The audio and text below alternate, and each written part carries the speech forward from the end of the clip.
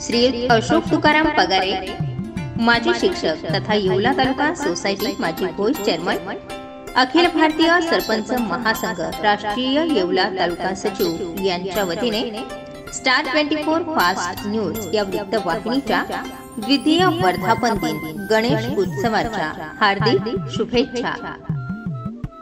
Shri Ashok Tukaram Pagare sir, माजी शिक्षक तथा येवला तालुका सोसायटी माजी व्हाइस चेअरमन, अखिल भारतीय सरपंच महासंघाचे राष्ट्रीय येवला तालुका सचिव यांच्या वतीने पुनश्च द्वितीय वर्धापन दिनाच्या मनपूर्वक शुभेच्छा।